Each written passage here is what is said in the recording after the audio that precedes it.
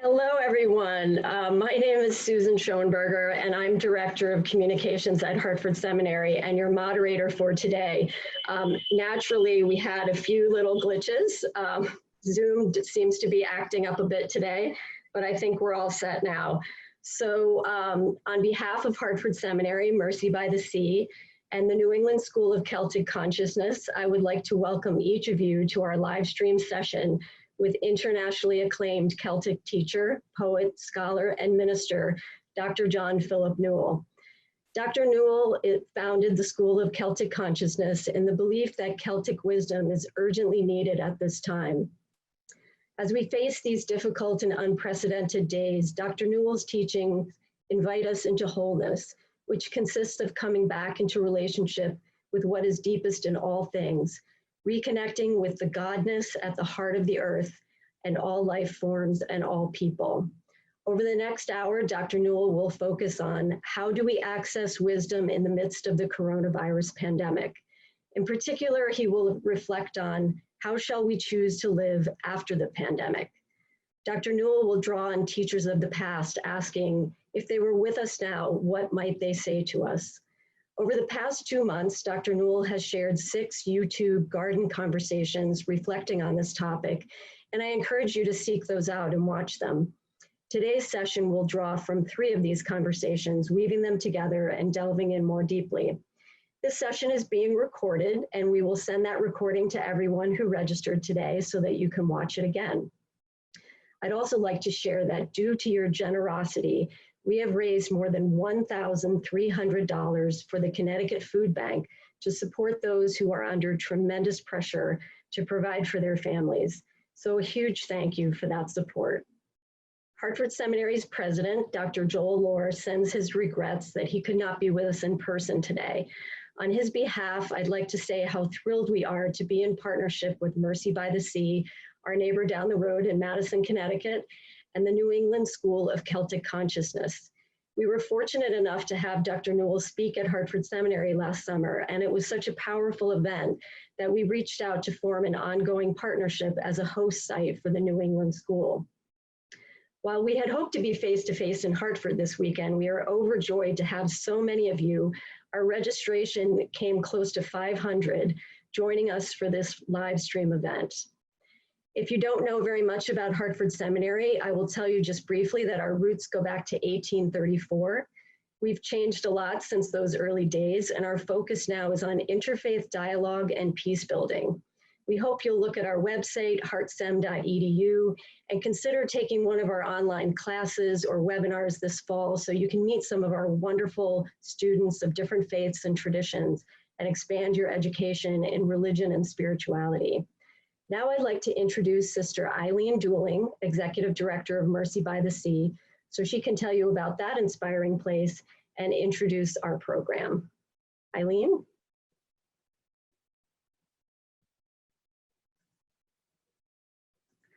Eileen, you just need to unmute.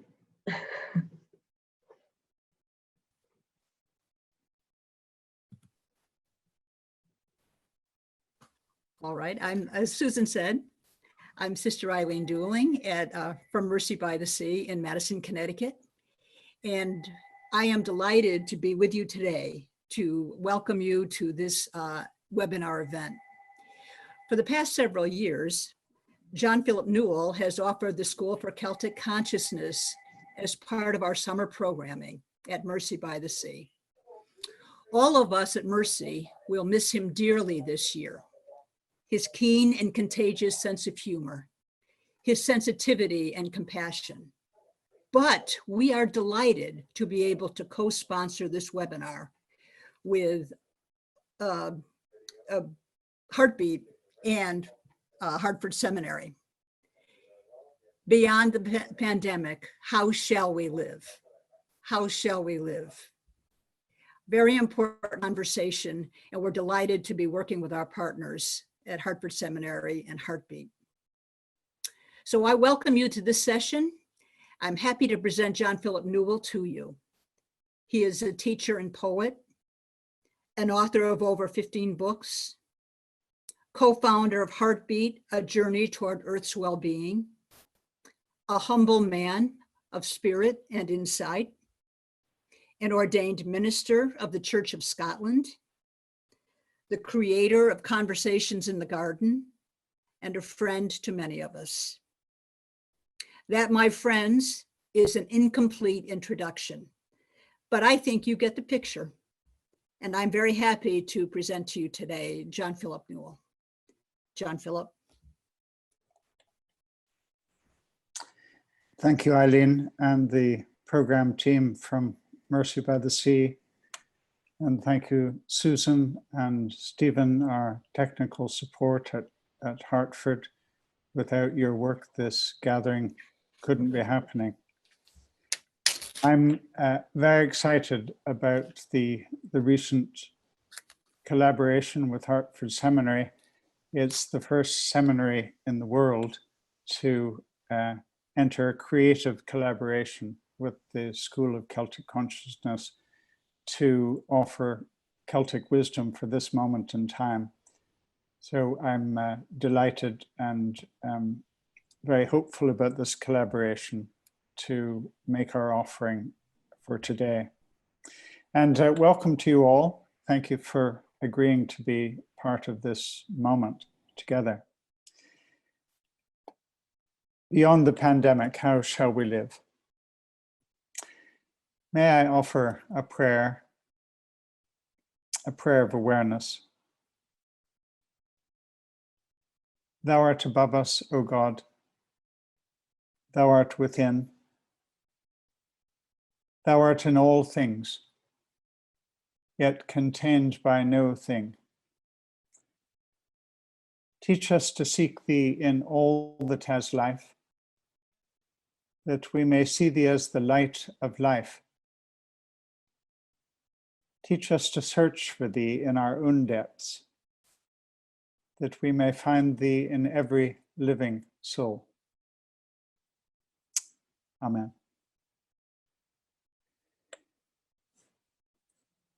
I invite us to begin this session together by remembering the most cherished image in the Celtic world from which I draw wisdom in my life and in my teachings.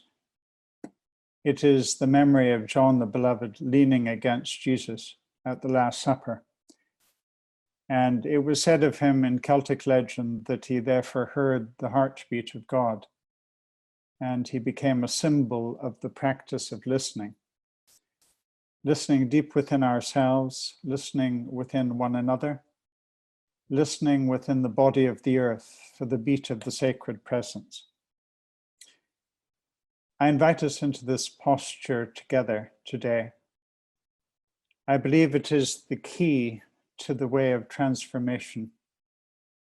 And I believe that that is why we gather together the way we are today, because deep within us, we long to be part of the holy work of transformation and healing in our lives and in our world. In the 1970s, early in the modern resurgence of interest in Celtic spirituality, John Macquarie, a great British theologian, described Celtic spirituality as a way of seeing. That is, a way of being attentive to the sacred at the heart of all things. 50 years on, I think this definition still stands. It is a tradition that invites us into a deeper awareness of the sacred in one another and in all things. And today I'd like to concentrate our reflection on a way of seeing that invites us to be aware of the divine at the very heart of our being and one another and the earth. I won't entirely or limitedly be drawing on Celtic teachers, for the Celtic tradition is one among many great traditions that invites us to be aware of the sacredness at the heart of all things. I'd like to use a threefold approach into this way of seeing. First of all, I'd like to speak about our need to let go of old ways of seeing that have failed to see and to reverence the sacred in one another as races, as nations, as species, as people, as religions. The second pathway is to reimagine new ways of seeing, or to allow ourselves to dream of ways of seeing and living and relating that we haven't known before. And the third pathway is to commit ourselves to beginning to live these new ways of seeing now as a way of preparing the foundations for a new day in our world. Today's presentation, as Eileen was saying, is based on a series of YouTube productions called Wisdom in the Pandemic, in which each week I was in conversation with my son Cameron here in our Edinburgh garden. Each week we would ask about certain teachers from the past and say, if they were with us now, what might they say to us? The first teacher that I'd like to draw on is Nan Shepherd, a young woman in 20th century Scotland, who in many ways was a female equivalent to John Muir with his prophetic insights of the interrelatedness of all things. Nan Shepherd is being much celebrated today in Scotland, so much so that she appears on the Scottish £5 note. Early in the 1940s, Nan wrote a book called The Living Mountain, based on her experience of the Cairngorm Mountains right at the heart of the Scottish Highlands. She used the mountain as a metaphor to speak about the essential oneness of the earth. Nan couldn't find a publisher for the book in the early 1940s. She tucked the manuscript away in a drawer for over 30 years. And in the 1970s, finally, it was quietly published and is now something of a bestseller. There's hope for all of us authors. Nan sees the mountain range as essentially one. It doesn't just consist of its peaks and valleys, its rivers and waterfalls. It consists also of the creatures who live in the mountains and the birds who fly above its peaks. It consists also of silence in the mountains, or of mighty winds, of rain and snow. And when we're walking in the mountain, it consists also of us. Particularly enchanting in Nan's book is her chapter on sleep. She describes sleep in the mountains, sometimes halfway through a long day of hiking, or sometimes an overnight sleep. But she particularly focuses on that moment in between sleep and wakefulness, that liminal moment halfway between sleep and coming back into consciousness, when we see the world as if for the first time, when we see with a type of radical amazement the light that fills the universe, when we see something in the way of a child seeing for the first time. Her writing on sleep reminded me of a moment many years ago when my Cameron was just an infant. And it was our practice every day to place Cameron in his pram out in the garden under the fig tree. We would keep a window open so that we would hear when he was waking from his sleep. On the day that I'm remembering for us, he hadn't yet stirred, and I was feeling that he should have been awake by then.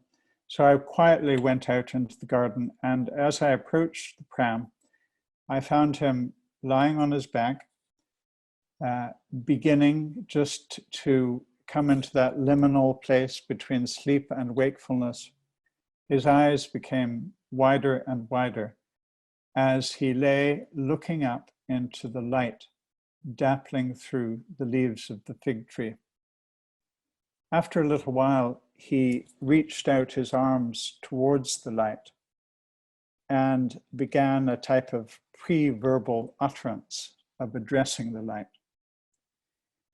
As I stood watching him, I remembered what is probably the earliest memory of my life.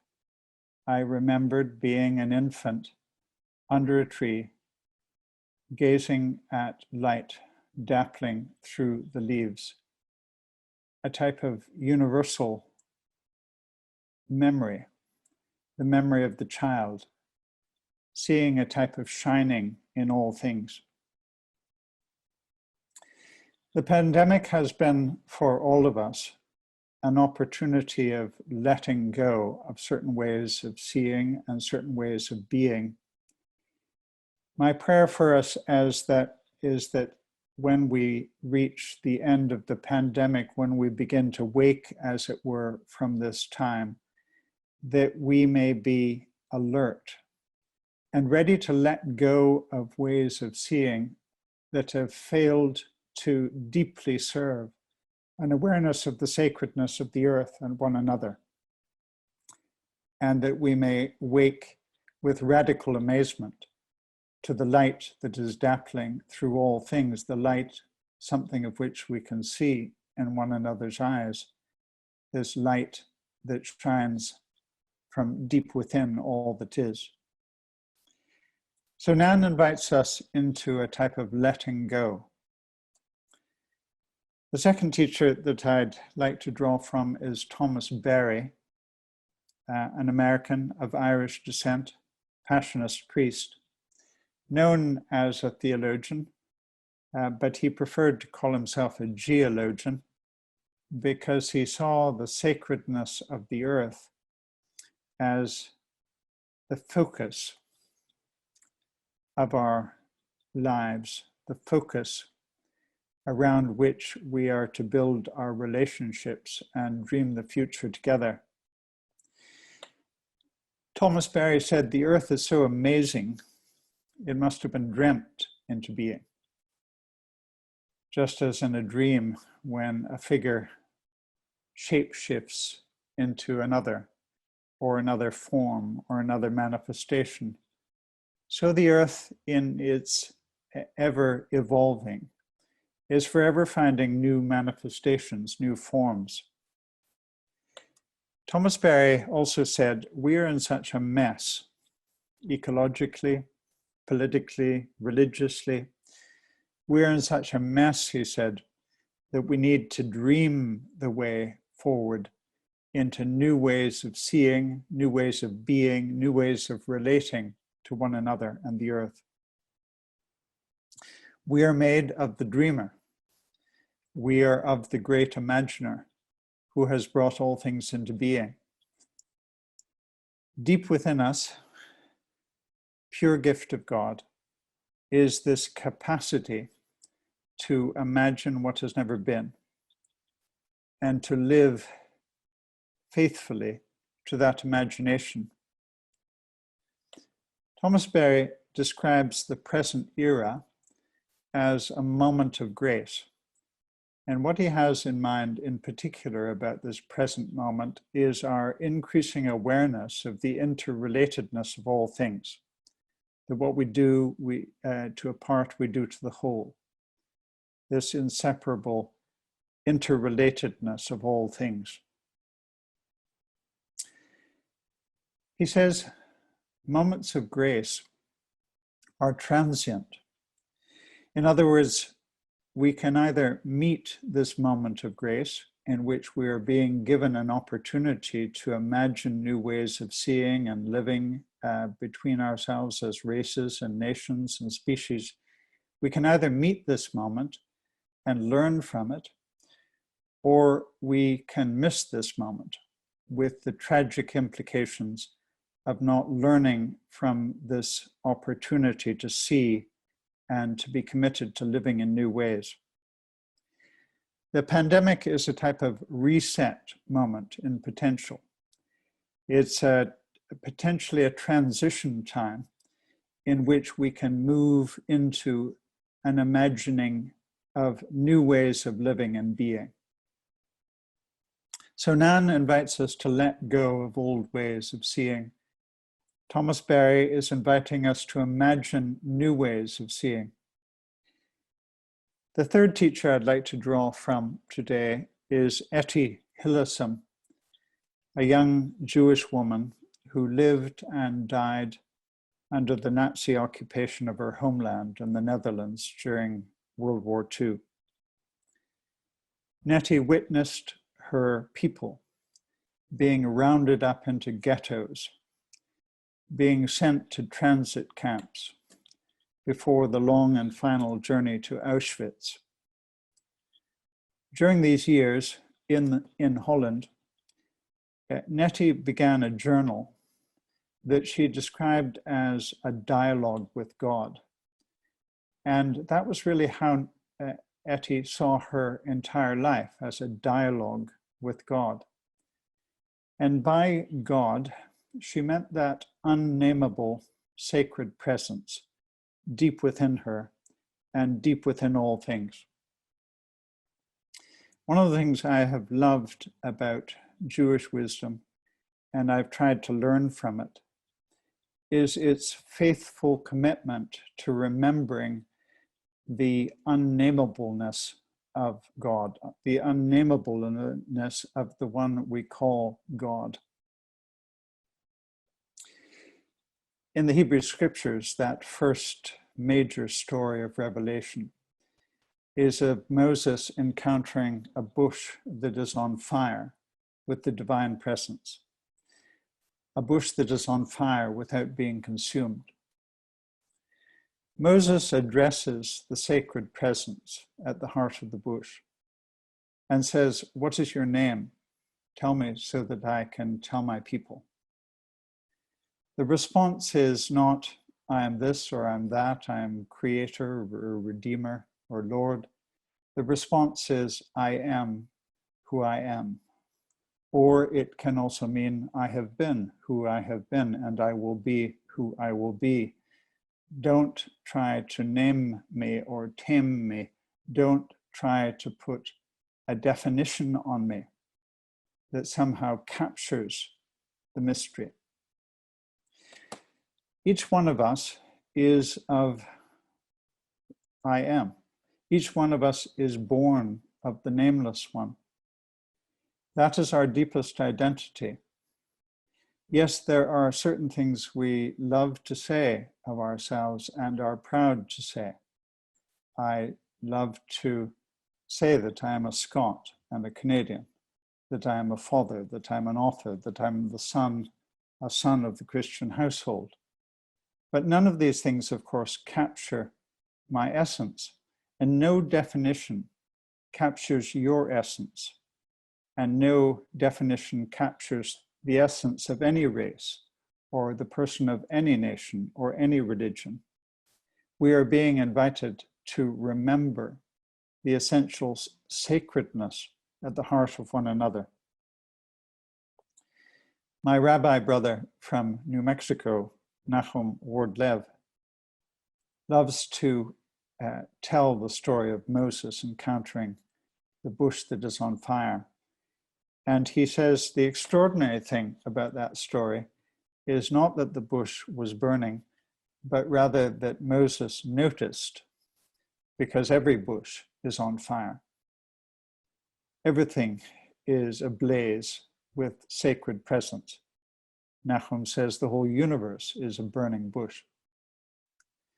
The other thing he says about that story is that the four letters, the tetragrammaton YHWH, that is used to represent I am who I am. Nachum says that if we were to try to pronounce that unspeakable word, it would sound something like the breath within all breath, or as the Celtic tradition loves to say, the soul within all souls, or the light within all light, the life within all life. Etty Hillesum, in her journal, said that she believed that a new day was coming. It seems almost unbelievable that Etty, in the midst of the horror of what was happening to her people and would happen to her, it seems almost unbelievable that she could speak of believing that a new day was coming. She expresses the hope that she might live to be part of that new day so that she can be a voice for her people. Because the new day must not forget the suffering and the wrongs of what we have done to one another. The new day must always be aware of the suffering that we have caused one another and the earth. Etty says that the only way to prepare for the new day is to begin to live it now in our hearts. To begin to live now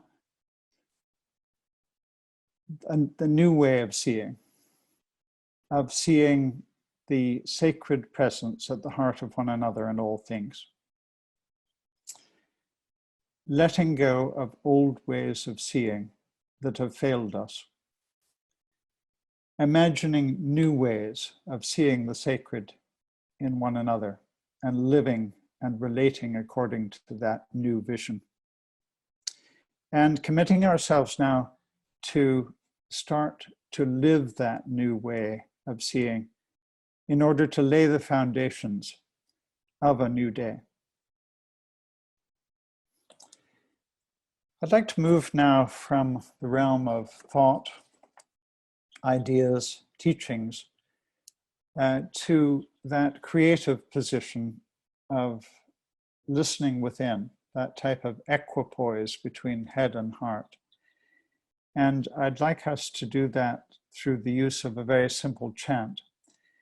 These are words that many of you will be familiar with from the Book of Psalms. The words are, let me hear what you will speak when I turn to you in my heart. And I invite us during the singing of this chant, and during the singing, I invite you to place your hand over your heart, a posture of remembering that we are being attentive to the beat of the sacred within us.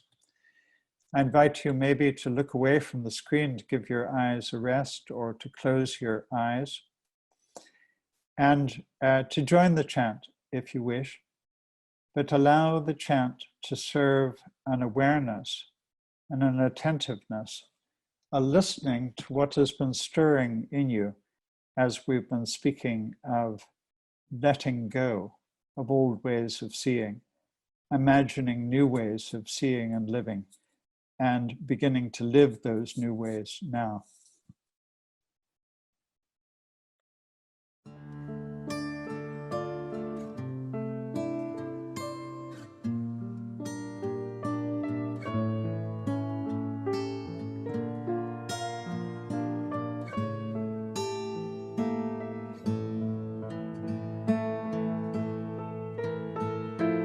Let me hear what you will speak when I turn to you in my heart. Let me hear what you will speak.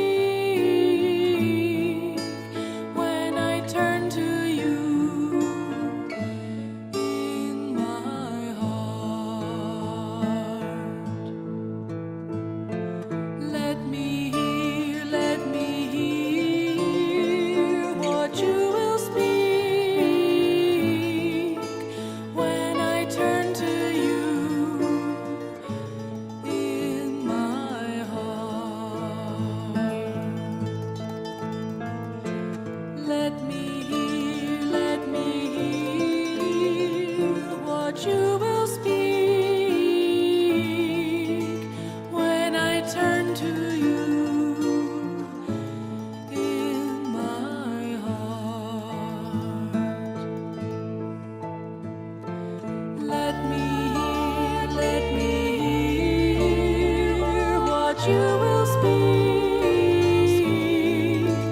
when I turn to you in my heart. Let me hear what you will speak when I turn to you in my heart. Let me hear what you will speak when I turn to you in my heart. Let me hear what you will speak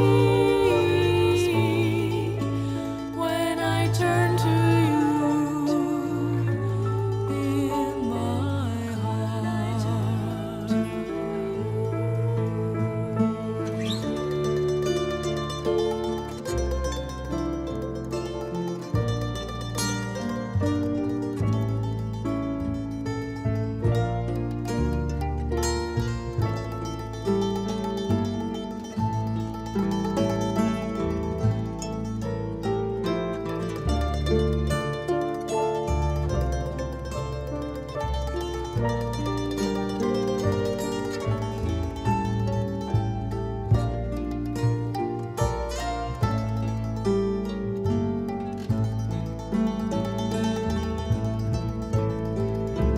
Let me hear what you will speak when I turn to you in my heart. Let me hear what you will speak when I turn to you in my heart. Let me hear what you will speak when I turn to you in my heart.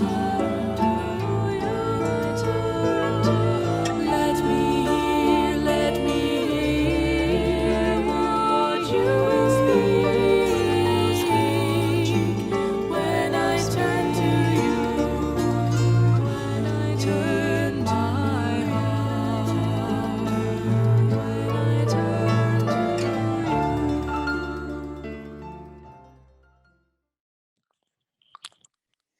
I invite you for a moment now to, in silence, pay attention to what has particularly been calling your inner attention.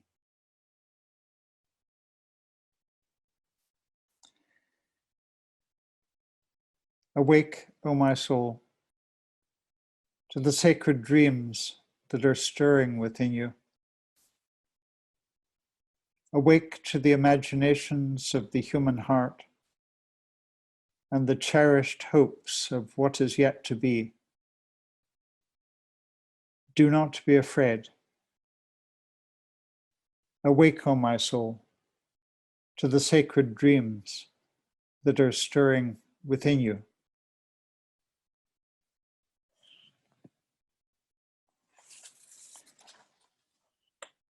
I invite you all now into a time of journaling, perhaps writing down what's been stirring for you.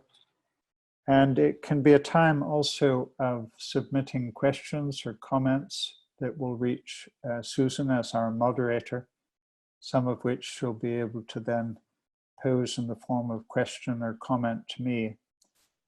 But during this journaling time or writing down of comments or questions, we're going to play a piece of music by my son Cameron called Sleep, inspired by Nan Shepherd's The Living Mountain.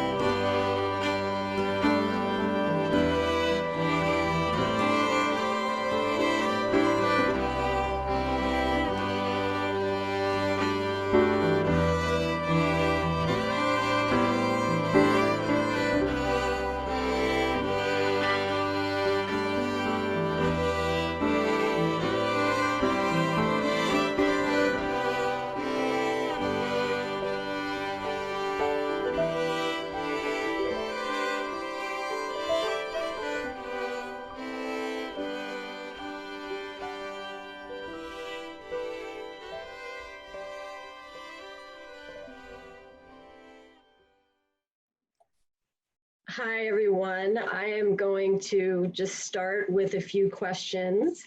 That there are many that have come in, and thank you so much. Great to see all these wonderful questions. I will just say also that Cameron, I don't know him, but his music is so beautiful and touching. I feel like that just puts us in a place to have these questions and have this time of sharing. So thank you to him.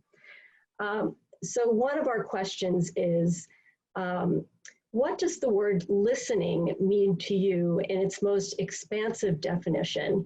How can we be used to both the pain and joy during this time? Thank you. I think by listening, I'm primarily meaning bringing the heart of my being into attentiveness to the heart of your being, or allowing the heart of my being to be attentive to what is at the heart of all being around me.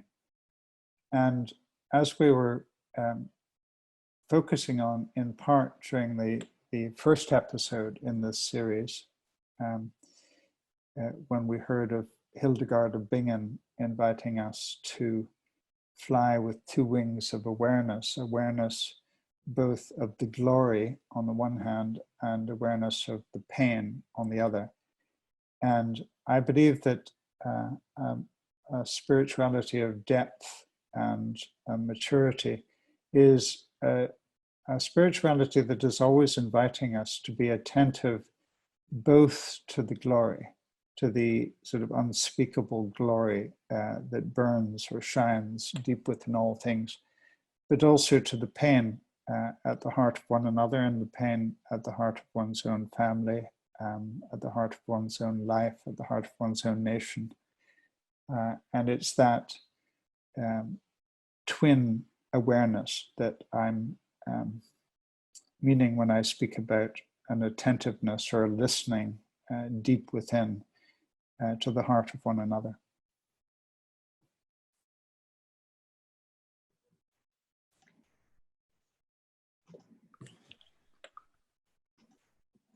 Sorry, I'm having a little delay on my muting and unmuting. The next question is, this time of resetting has filled that dreaming part of me, which could have only been hoped for with such a pause. The high intensity magnetic energy of this modern world can so easily pull us back to forgetting, to the pressure of following and the expectations of hurried lifestyles. How to resist the magnet from the place of quiet and confident resistance. Thank you. Yes, so important. And one of the things I had meant to say, and I don't think I did during the presentation, is that this letting go of old ways of seeing that have really failed, or that have dulled our awareness of the sacred in one another and the earth, and this journey of imagining new ways of seeing and living, and this choosing to live now these new ways of seeing to prepare for the future. One of the things that's very important to say is that this is something we're being invited to do together, as well as, yes, individually in our own lives and in our own practices. But one of the great values of a gathering like this, and I believe one of the great blessings of the school and a sense of community through the school, is that we're repeatedly being invited to know that there is strength and there is depth to doing this together. And I believe that it's important that we be intentional about finding soul friends, lovers of our soul, as we were speaking of last time, people with whom we can begin to speak aloud dreams that are stirring within us. I think sometimes we've been very inhibited about expressing dreams of a new way of being or a new way of seeing, almost as if out of fear that we might get it wrong. In the realm of dreams, I don't believe that there are any wrongs. It's a matter of trying to faithfully express and express into words what is stirring within us. And I think that as long as we either fail to try to put these dreams into words or don't have others to express them to, I think the dreams often get stuck within us and don't flow up into greater consciousness and therefore into action together.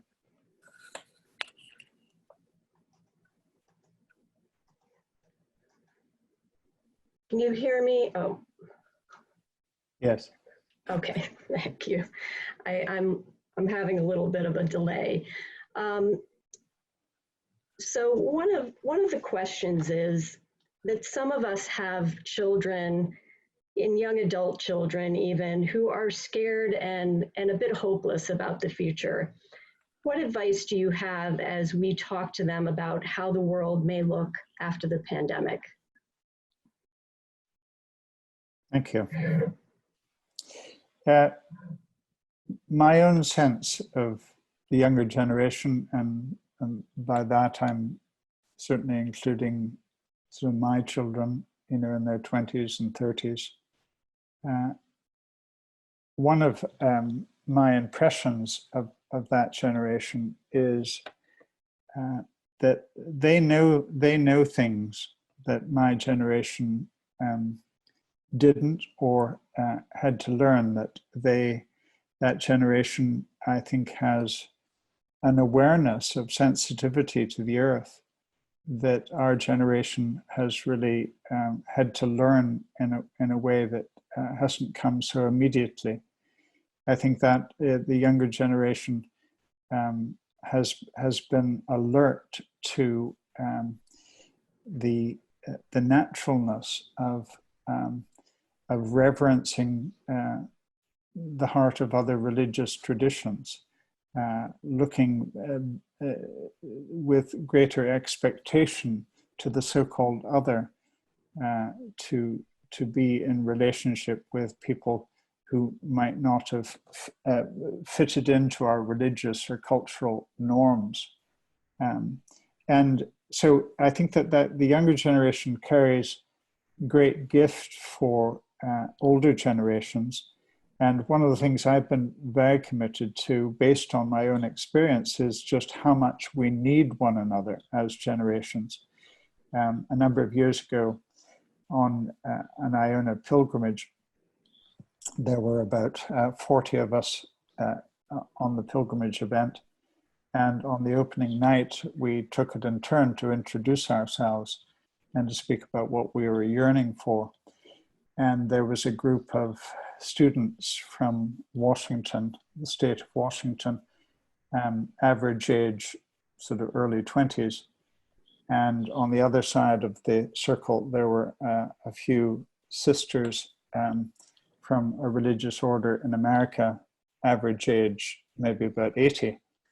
And when we got to one of the young students, she looked across the circle and said, "We didn't know you were going to be here, and we're so pleased that you're here." And when we got around to one of the sisters, she, looking across the circle, looking at the young student, said, "We didn't know you were going to be here, and we're so pleased you're here." So I think one of the things that it's important to do is to be intentional about listening to one another across these generational distinctions, because we do need one another. And I think that it's important that we do this open listening so that our role never, as an older generation, is to, in a sense, say, "So let me tell you that what you need is to come back into the existing sort of religious forms of our inheritance." I've been so blessed and deeply impressed with many women's religious orders in the Catholic community who know about profoundly letting go of much of what they've inherited in order to be open and in order to serve. And these cross-generation conversations can be about expressing what our yearnings are.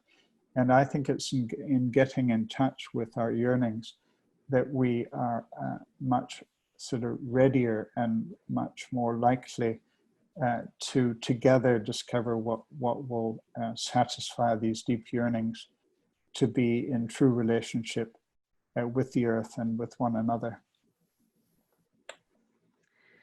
So the next question is, how do I live conscious unity in every moment of life? Yes, I wish I had a very sort of easy answer to that one. Of course, this is a challenge that each one of us is being invited into, and you know, we all need to find our ways to more consciously live in every moment. If I may speak so personally, I think one of the very important disciplines in my own life, if I may call it a discipline, I mean, I love it as well, but that is early morning meditation. And I so love it that often when I wake, one of my first thoughts is, oh yes, I get to have my half hour of silent meditation now. And it's a type of training the inner faculty of attentiveness in that first half hour of the day. And I know that if I ever am tempted to think, oh, what I have to do today, what I have to write or get busy on is too important for me to give half an hour to silence, the day starts going downhill pretty quickly and often pretty drastically in terms of meaningful encounter and attentiveness. So I, for one, find that that sort of sacred time of listening in silence in the morning is a very important establishing of the pattern of the day. And that's to speak on a daily basis, but I think it's important also that we find other rhythms in our lives, whether on a weekly basis or on a seasonal basis, and to keep paying attention to you know, what is the balance that helps me live more consciously. And speaking earlier about how much I've learned from the Jewish tradition, one of the things that I've so admired about my rabbi brother is just how committed he is to Sabbath observance, and making sure that one day is free of telephone, telecommunications, computer, etc. Yeah, in order to be. And again, I think that if I may sort of reiterate what I was trying to say earlier, I think it's so important that this question, how can I be more conscious in every moment of the day, that we keep asking this to one another as well as ourselves, because it's together that we're much more likely to be creative with coming up with very simple practices and disciplines that can help in that journey. So I think this will be the final question, and then we'll go into our closing time. How do I honor the sacredness in those who think so differently, so rigidly, so self-assuredly, so judgmentally of me and what I believe? Yes. One of the practices that I have found helpful, many of you know that in the Celtic tradition, one of our first, perhaps the first main historic teacher in this stream within the Christian Celtic stream, Pelagius, spoke about when we look into the face of a newborn child, we are looking into the face of God, freshly born among us. And it's much easier, of course, to see that the face of the divine in the innocence and purity of the newborn child. But one of my practices has been to look for that face, the face of the newborn child, deep within the face that has become maybe distorted with anger or distorted with judgment, and to remind myself that that is their essential face, that the Eriugena, one of the other great teachers in the stream that we look at closely in the school, the 9th century Irish teacher, said that we suffer from a type of leprosy of soul. Physical leprosy, of course, manifests in grotesque and often sort of monstrous distortions of the countenance. And this is true of the inner countenance, that often it gets distorted by experiences in life, by hatred, by refusal to forgive, by lack of compassion. Eriugena makes the point in the gospel story when Jesus heals the lepers, he doesn't give them new faces, he restores them to their true face, or to their original face. So, and that's to speak of others, but I think that this is also a practice that we can apply in relation to ourselves at times of falseness or times of failing. We can be reminding ourselves as well as one another in relationship that our true face is the face that shone much more immediately with the light of the divine at our birth, that face is still there, and that my calling in relation to you or to another who may judge me or represent anger towards me, my role is not to give them a new face or to make them look like me. My role is to liberate, is to be part of serving and setting free that face of the divine that is at the very heart of their being and was seen much more clearly at the beginning of their being.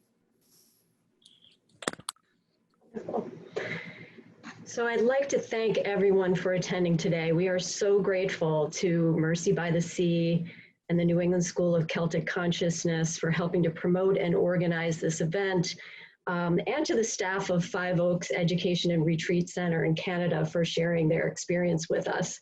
And of course, we are deeply grateful to John Philip Newell for sharing his wisdom and spiritual guidance. We are all very optimistic that we can be back on track and in a shared space next summer. So I'd like to give you the dates for 2 sessions of the New England School of Celtic Consciousness for 2021. That would be July 13th through 15th at Mercy by the Sea in Madison, and July 16th through 18th at Hartford Seminary. So please keep those in mind. There will also be another speaking engagement on October 18th at 1:30 p.m. We don't have all the details on that, but keep an eye out on the Heartbeat website and also on your email. I'm sure you will hear more about that. And now we'll have Dr. Newell offer a closing prayer. Thank you, Susan, and thank you again all for being together for this time. I'd like to offer a blessing, an ancient blessing of peace from the Western Isles here in Scotland. Deep peace of the running wave to you. Deep peace of the flowing air to you. Deep peace of the quiet earth to you. Deep peace of the shining stars to you. Deep peace of the Son of Peace to you. Amen.